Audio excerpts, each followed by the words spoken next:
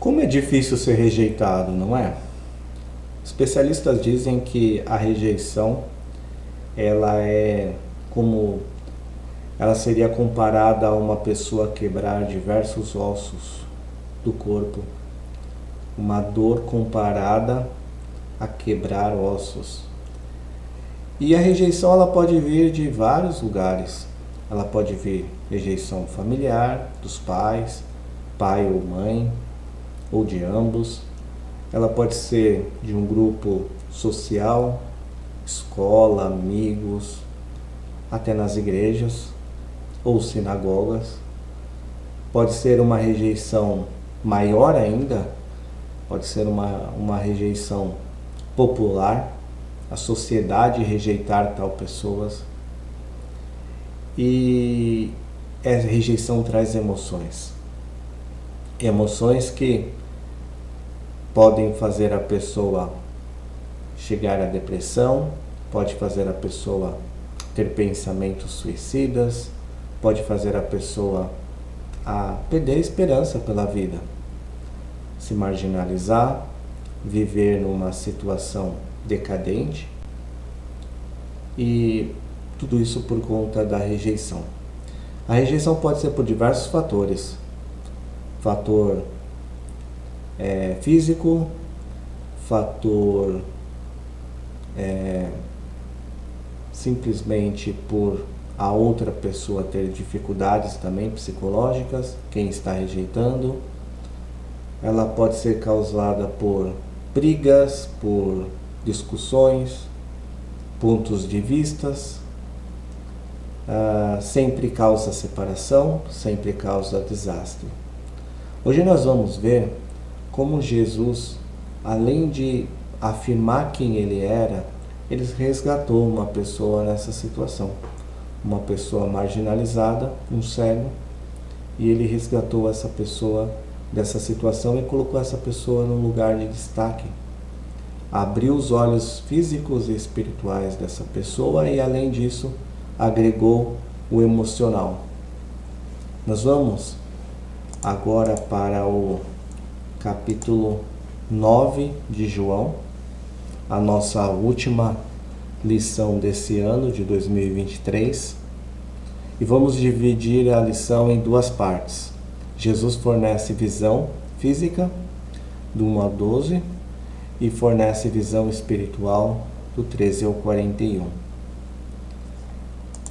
Estamos aqui num cenário onde Jesus passa e viu um cego de nascença. E seus discípulos perguntaram: Mestre, quem pecou, este homem, os seus pais, para que ele nascesse cego? Jesus disse: mas isso aconteceu para que a obra de Deus se manifestasse na vida dele. Jesus realizou milagres como esse.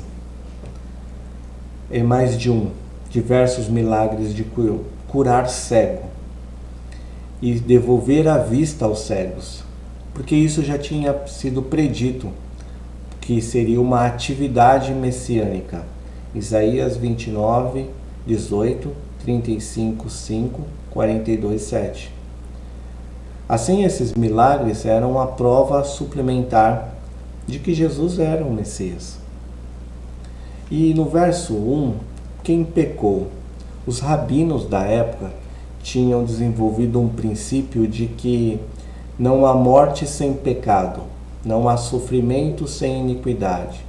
Até mesmo tinham a capacidade de pensar que uma criança podia pecar no ventre materno ou que sua alma podia ter pecado num estado pré-existente.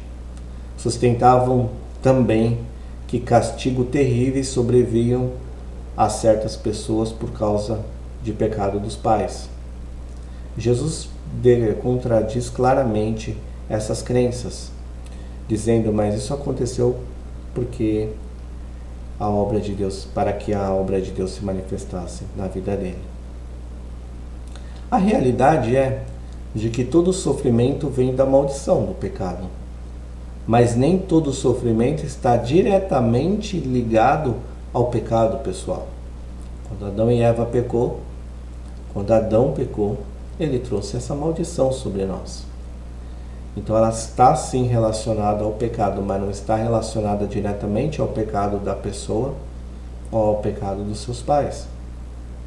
Às vezes o sofrimento não é resultado do pecado de uma pessoa, mas apenas porque o pecado quebrou o mundo, porque o pecado destruiu.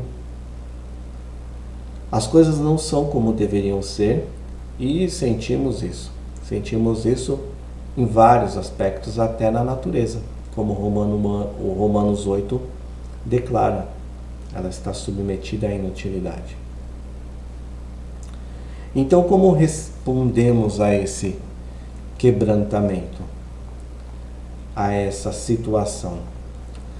A solução não é minimizar o nosso sofrimento ou fingir que estamos bem ou não reconhecemos a nossa dor, porque sofremos nesse mundo. A solução é não perder a esperança. Temos que ter a esperança em Cristo, na nossa redenção, na redenção dos nossos corpos e da natureza também. E não podemos nos tornar amargos e se isolar nas nossas tristezas, tirando esperança de lado e trazendo depressão. 2 Coríntios 4, versículo 16 a 18, nos dá essa resposta. Diz assim, ao lado da tela, ao lado direito, 2 Coríntios 4, 16 a 18. Por isso não desanimamos, embora exteriormente estejamos a desgastar-nos, interiormente estamos sendo renovados dia após dia, pois os nossos sofrimentos, leves e momentâneos, estão produzindo para nós uma glória eterna que pesa mais do que todos eles. Assim, fixamos os olhos, não naquilo que se vê, mas no que não se vê, pois o que se vê é transitório, mas o que não se vê é eterno. A nossa esperança ela tem que estar no eterno. Como cristãos, nós temos segurança de que estaremos eternamente com Deus. E o que passamos por essa terra é transitório. Tudo é transitório. Principalmente o sofrimento. Por isso fixamos os nossos olhos em Cristo, naquilo que será revelado. Não no que se vê, mas naquilo que não se vê. Quando temos a perspectiva mais ampla de que obtemos através da visão espiritual, vemos o sofrimento à luz da eternidade. Vemos o sofrimento à luz de estarmos com Cristo. Fechamos os olhos aqui e abrimos os olhos com Cristo. Entendemos que todo esse sofrimento é temporário. Reconhecemos que os crentes que sofrem serão curados, serão justificados, serão restaurados. Talvez não esteja deste lado da eternidade, mas esteja do outro lado da eternidade. E Deus tem muitos propósitos nos quais Ele nos permite o sofrimento. Às vezes, trazer justiça como consequência do pecado, às vezes, como uma ferramenta de treinamento para nos fortalecer, e às vezes Ele permite um sofrimento para ensinar uma dependência dele, uma dependência maior dele. Às vezes sofremos e nunca entenderemos o porquê, não desse lado da eternidade. No caso do cego, Deus permitiu o sofrimento porque Ele queria que ele se tornasse uma testemunha do seu poder. Verso 3. Mas isso aconteceu para que a obra de Deus se manifestasse na vida dele. E se você consegue reformular ou ressignificar o seu sofrimento e decepções como uma oportunidade para Deus trabalhar, como seria isso? Ele pode nem sempre trabalhar da maneira que você espera ou mesmo da maneira que você deseja, mas podemos confiar que Ele vai trabalhar.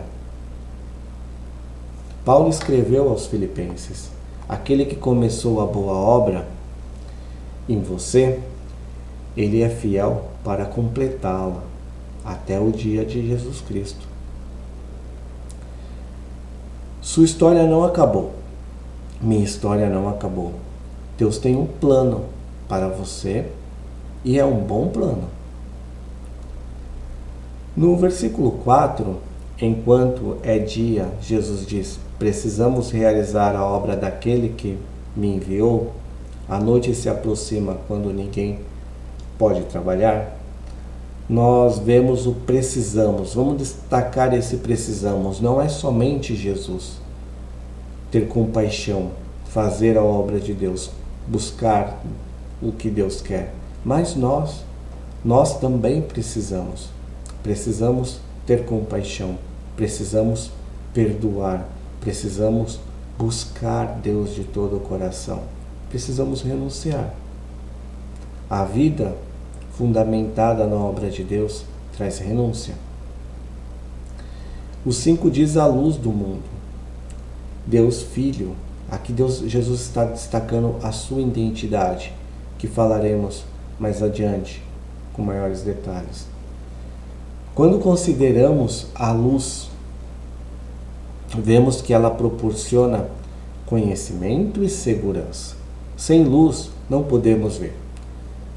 Como se estivéssemos em um lugar escuro, quando olhamos para o breu, não vemos nada, nos sentimos inseguros. E não podemos ver o que nos rodeia, não podemos nem andar com medo de nos machucar. Existe um medo do desconhecido. O desconhecido traz medo. E nesse lugar, se acendermos a luz, a segurança vem, o conhecimento vem, a análise do ambiente vem e tudo se fica claro. Suas instruções naturais de sobrevivência requer uma luz, porque senão ela acende um alerta de medo para a tua proteção, porque você não está seguro. Sem luz não podemos saber com certeza o que está ao nosso redor e o medo vem dos nossos corações. É um medo natural, é um medo sadio.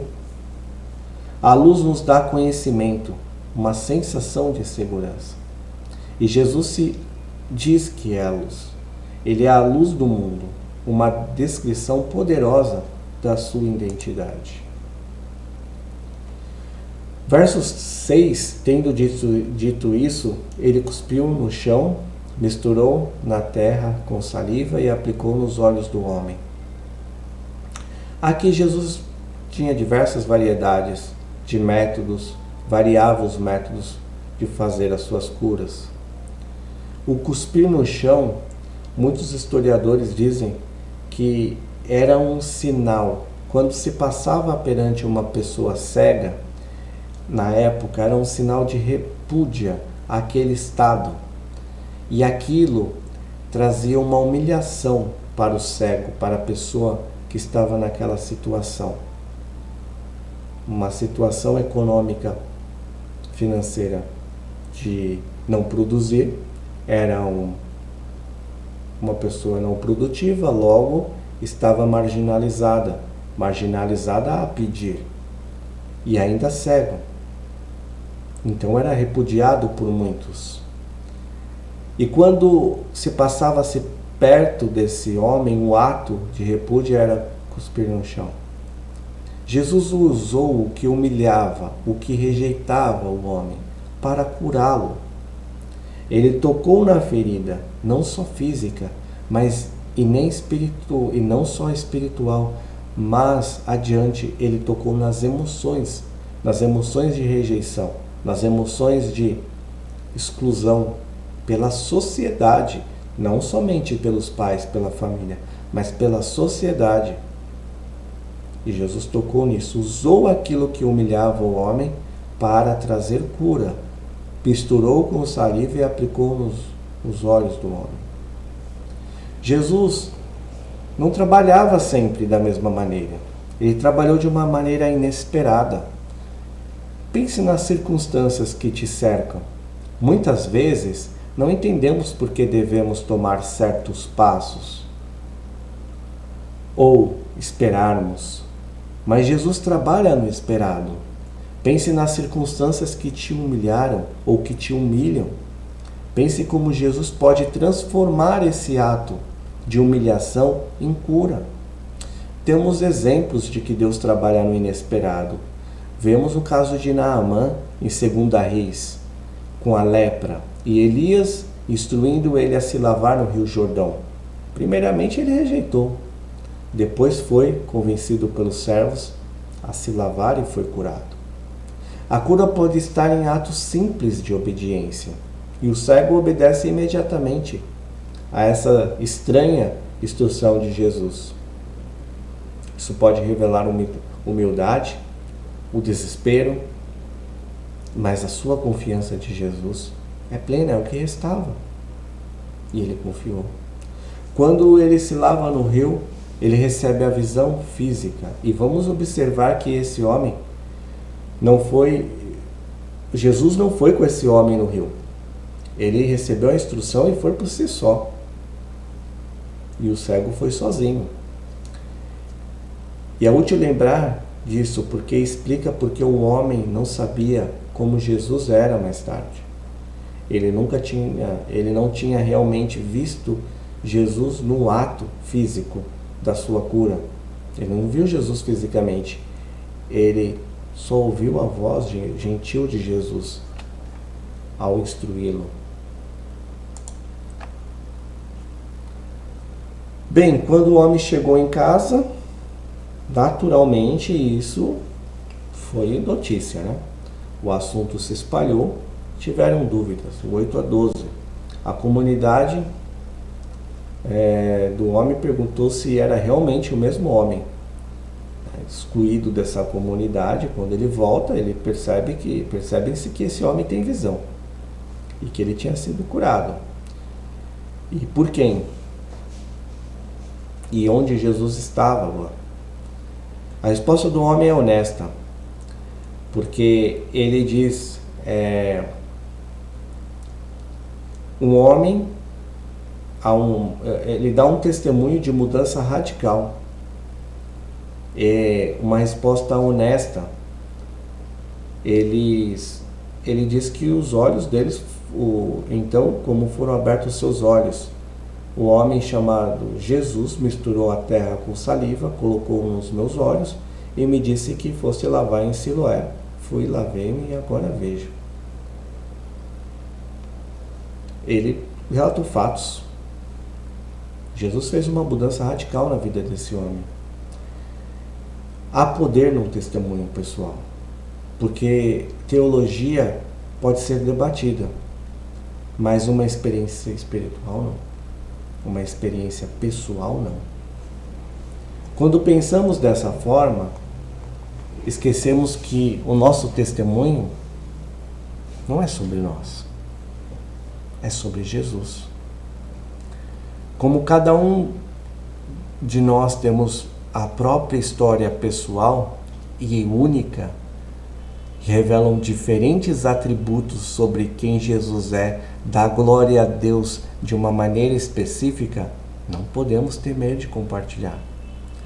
O Espírito Santo pode trabalhar através da nossa história, da sua história, da minha história, para dar visão espiritual às pessoas. O homem falou abertamente sobre sua experiência com Jesus, relatando os fatos, e a comunidade viu. Seu testemunho se espalhou, e a curiosidade das pessoas sobre quem Jesus era também se espalhou. A vida do homem havia mudado. Não era mais um rejeitado. Aquilo que fazia ser rejeitado, não existe mais. Nosso primeiro princípio dessa palestra é: a vida espiritual nos concentra na identidade de Jesus. A visão espiritual nos concentra na identidade de Jesus. A visão espiritual nos concentra na identidade de Jesus. Quais são as suas necessidades atuais?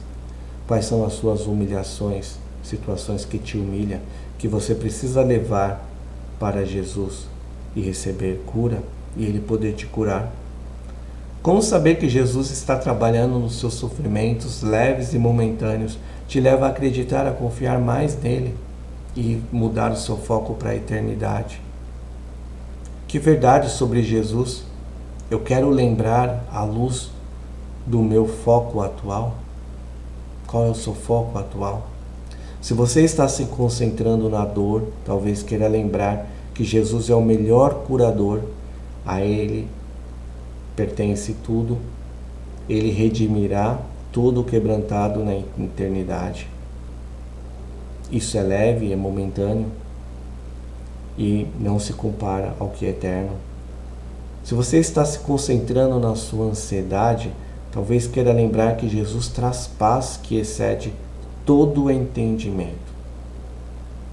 Ele é um Deus que restaura, Ele é um Deus que multiplica, Ele é um Deus que traz visão àquele que não tem. Levaram os fariseus, verso 13, levaram os fariseus o homem que fora cego. Não conseguiam parar de falar nisso, então levaram para os fariseus. Os fariseus ficaram divididos quanto ao detalhe de que Jesus curou o homem no dia de sábado. Alguns argumentavam porque Jesus violou o sábado, isso significa que ele deve ser um pecador, não deve ser de Deus. Outros apontavam que um pecador não poderia curar um cego. Interessante que 4 vezes, em circunstâncias diferentes, a mesma pergunta seja feita. Como você foi curado? Versículo 10, 15, 19 e 26. A comunidade e os fariseus estão fazendo a pergunta errada. Eles estão concentrando como, quando deveriam estar se concentrando quem. E nós também fazemos isso.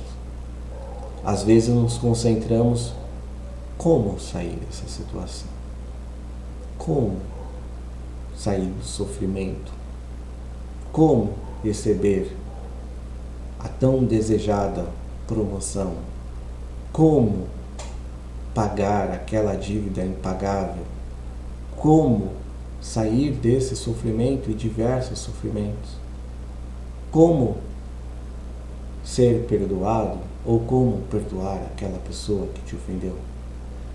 Temos muito como. Ficamos preocupados em saber como tudo vai funcionar, como será o futuro, como será o meu casamento, como eu irei comprar minha casa, como eu vou sustentar minha família.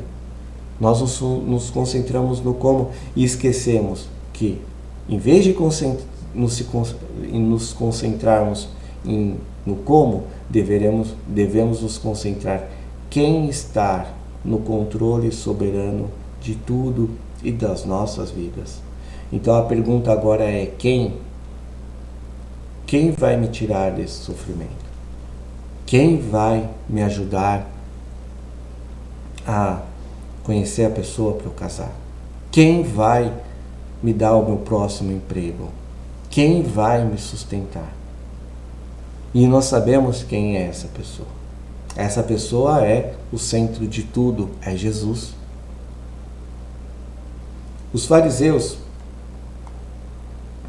pedem que os pais do homem testemunhem, mas os pais tiveram medo e passaram a responsabilidade para o filho. Tinham medo de serem expulsos da sinagoga e passaram a responsabilidade. O medo de seus pais contrasta com a visão espiritual desse homem, porque o homem entende o poder de Jesus e ele vê os fariseus em uma perspectiva adequada. Embora possam ter tido poder terreno, o homem experimentou o poder sobrenatural. O homem não tinha medo deles. Quando a gente experimenta o poder sobrenatural de Jesus, a gente não tem medo dos poderes terrenos.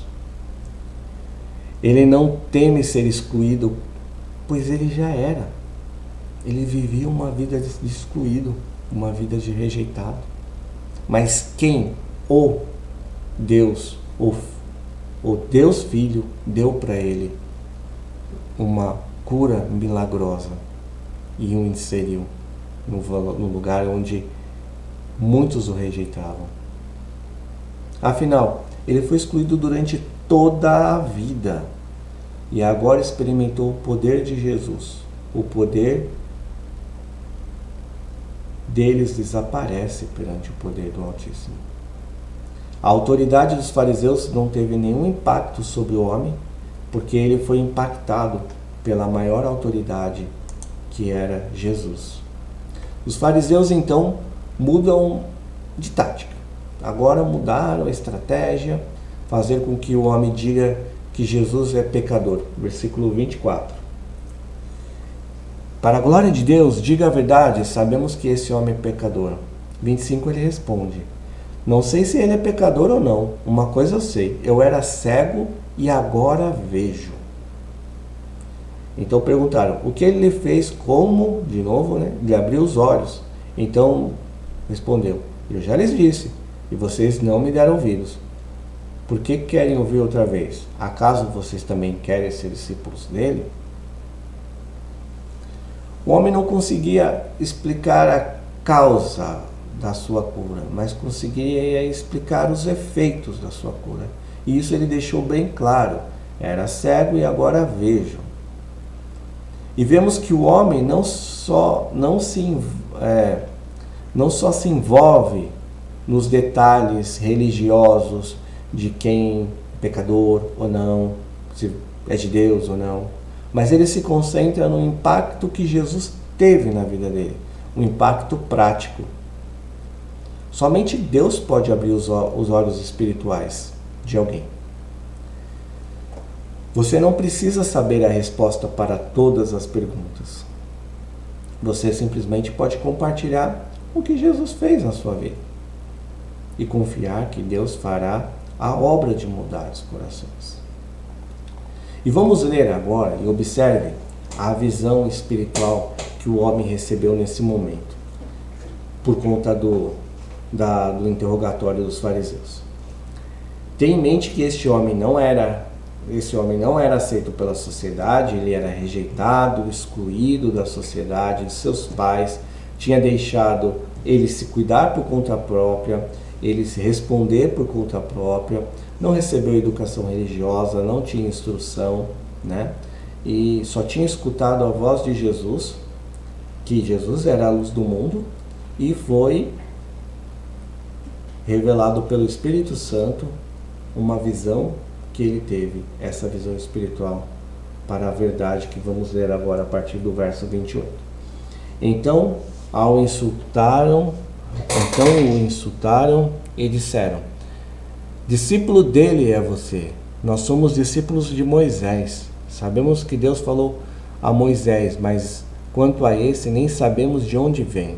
O homem respondeu, ora, isso é extraordinário, vocês não sabem de onde ele vem, contudo ele me abriu os olhos. Sabemos que Deus não ouve a pecadores, mas ouve ao homem que o teme e pratica sua vontade.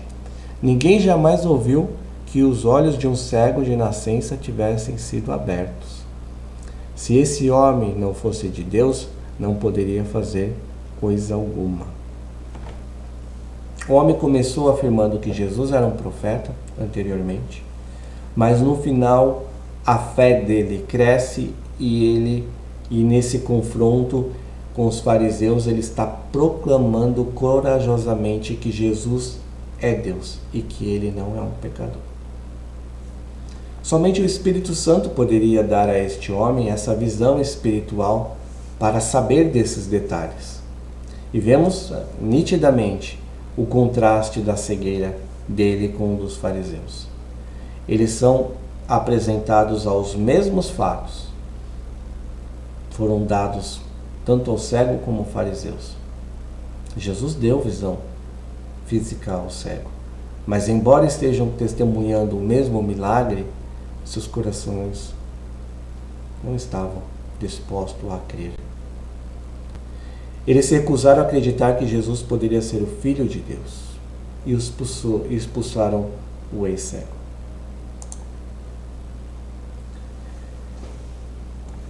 Nessa segunda parte, deixa eu baixar o vídeo aqui para lermos melhor o texto.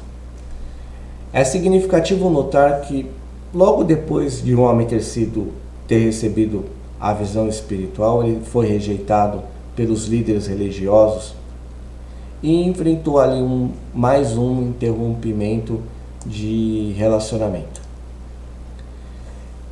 E com isso, pode ter sido da comunidade, pode também ter sido da sua família. Durante esse período que ele enfrentou novamente de rejeição, de ser expulso, de ser rejeitado, Jesus o encontra. E Jesus diz a esse homem, versículo 35, Jesus ouviu que o havia sido expulsado. Ao encontrá-lo, você crê no Filho do Homem? E perguntou, quem é ele, Senhor, para que eu creia? E Jesus disse, você já tem o visto, é aquele que está falando com você. E o homem disse, Senhor, eu creio, e o adorou. Novamente Jesus encontra a necessidade desse homem, a necessidade de, agora eu preciso estar inserido a um grupo dos que creem em Cristo. Por isso, da necessidade de estarmos inseridos dentro desse grupo, do grupo que proclamamos Cristo, que não haverá rejeição, não haverá mais rejeição para aquele homem, porque ele está inserido ali, inserido com o Senhor, aqueles que adoram ao Senhor. E Jesus está enfatizando sua humanidade aqui. Jesus também remete a uma escritura que muitos israelitas conheciam muito bem, de Daniel, Daniel 7, de 13 a 14, que diz, na minha visão à noite vi alguém semelhante ao Filho de um homem, vindo com as nuvens do céu. Ele se aproximou do ancião e foi conduzido à sua presença. A ele foram dados autoridade, glória e reino. Todos os povos, nações e homens de todas as línguas o adoraram. Seu domínio é um domínio eterno, que não acabará, e seu reino jamais será destruído. Alguém semelhante ao Filho de um homem. E é essa a menção que Jesus faz aqui. E quando o homem viu isso, Jesus se declarando, você crê no Filho do Homem, ele crê e adora Jesus. Uma pergunta que vem para nós é, você crê no Filho do Homem? Você crê em Jesus?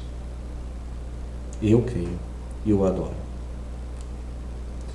Jesus, portanto, quando Jesus chama a si mesmo de Filho do Homem, ele também está enfatizando que ele é totalmente Deus e também totalmente humano.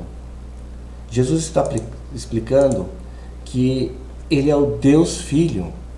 O Deus Filho é a segunda pessoa da eterna Trindade. Ele sempre existiu. Existiu em forma humana, João 1,14, tornando-se homem, conhecemos como Jesus Cristo. Ele permanece o único Deus homem para sempre. Filipenses 2, de 5 a 11, descreve, ele se humilhou para fazer isso. Sujeitou até mesmo a morte para a nossa salvação.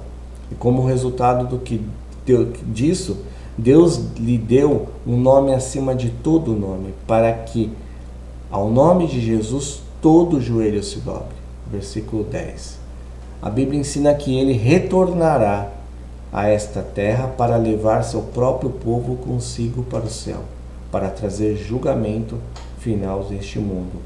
Mateus 16, 27, 26, 64, Atos 1, de 4 a 11, 1 Tessalonicenses 4, 13 a 5 e 11 e Tito 2, de 11 a 14. Quando não acreditamos em quem é Jesus, vivemos com medo e inquietação, como os fariseus. Quando acreditamos em quem Jesus é, vivemos com propósito e liberdade. Se você estiver dúvida sobre quem é Jesus, eu te encorajo a você a conversar com o líder do seu grupo sobre ele. Podemos obter visão espiritual quando pedimos humildemente e quando reconhecemos a nossa necessidade de Jesus. Continuando, Jesus perguntou se ele acreditava, no homem, e no versículo 36 vemos a resposta do homem, como lemos anteriormente. Agora Jesus diz para ele no 37 e 38, você já tem o visto, é aquele que está falando com você. Então, sim, Senhor, eu creio e o adorou. Este homem aqui, Jesus procura esse homem, se revela a este homem e amorosamente ele dá a esse homem um encontro pessoal. O homem tinha visão espiritual para ver e compreender e adorar quem Jesus é. Isso é muito importante. Quando só podemos adorar o Senhor em espírito e em verdade, quando temos a visão espiritual de quem Jesus é e da sua identidade. A sua identidade de Deus Filho. O capítulo termina com um aviso sábio, que diz ali, eu vim a este mundo para julgamento, a fim de que os cegos vejam e os que veem se tornem cegos. Os fariseus estavam ali, ouviram e disseram, acaso nós também somos cegos? Jesus disse, se fossem cegos não seriam culpados de pecado, mas agora que dizem que podem ver, a culpa de vocês permanece. Jesus está falando sobre a visão espiritual e cegueira espiritual. Ele está dizendo que se os fariseus não tivessem expostos à verdade e ignorassem completamente quem ele era, então eles não seriam culpados. Mas porque ouviram Jesus ensinar a verdade, porque viram Jesus realizar milagres, porque rejeitaram a verdade, são culpados e cegos. E o nosso princípio dessa divisão é: a cegueira espiritual rejeita a identidade de Jesus. A cegueira espiritual rejeita a identidade de Jesus. Muitas vezes a cegueira espiritual decorre de medo. As pessoas têm medo de, puxa, agora eu preciso mudar. Se eu aceitar Jesus, eu preciso mudar minha vida. Terão que sacrificar, renunciar a algumas coisas. Isso não é desculpa. Isso não pode ser desculpa. Mas talvez nos ajude a ter mais compaixão dessas pessoas ao compartilharmos, persistirmos em trazer aos que rejeitam a verdade de Cristo, através da compaixão, através do testemunho das nossas vidas. Quem Deus colocou ao seu coração para perseguir nessa cegueira? Você perseguir a pessoa que está cega sobre a verdade de Cristo? Quão você orará especificamente por eles? Como você entrará em contato com eles essa semana? E se você não é cristão, que medo você tem de acreditar quem é Jesus? Quem é um cristão seguro a quem você poderia expressar esse medo? O quão seguro você está de acreditar nisso? E quem poderá te ajudar nisso? Todos nós somos espiritualmente cegos algum dia. Assim como o homem de João 9, todos nós nascemos cegos espirituais, sem luz, falta de conhecimento, inseguros. Mas Jesus é a luz do mundo, ele atravessa as trevas, dando conhecimento, paz e segurança. Jesus é o Filho do homem. Por ser humano, Jesus é capaz de sentir empatia pelo nosso sofrimento. Porque ele era totalmente Deus e se humilhou a ser humano. Ele também é capaz de nos resgatar desse sofrimento. À medida que o Espírito Santo trabalha em nossos corações e nos dá a visão espiritual, nos concentramos em Jesus acima de tudo e de todas as circunstâncias. Ele vai nos transformando. 2 Coríntios 3,18 diz: e todos nós que com a face descoberta contemplamos agora a glória do Senhor, segundo a sua imagem, estamos sendo transformados com glória cada vez maior, a qual vem do Senhor, que é Espírito. Esse versículo encoraja-nos a olhar diretamente para o Filho do Homem e desvendar o nosso rosto e fixar o olhar em Jesus. Quanto mais contemplamos seu caráter, mais adoramos quem Ele é, mais Ele nos transformará para nos parecermos com Ele.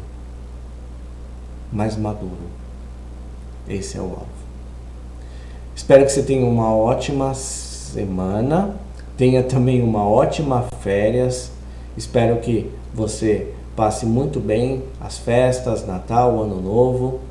E quando voltarmos após o Carnaval, continuaremos na lição 14. Deus te abençoe muito nesse período de férias. Até a próxima palestra.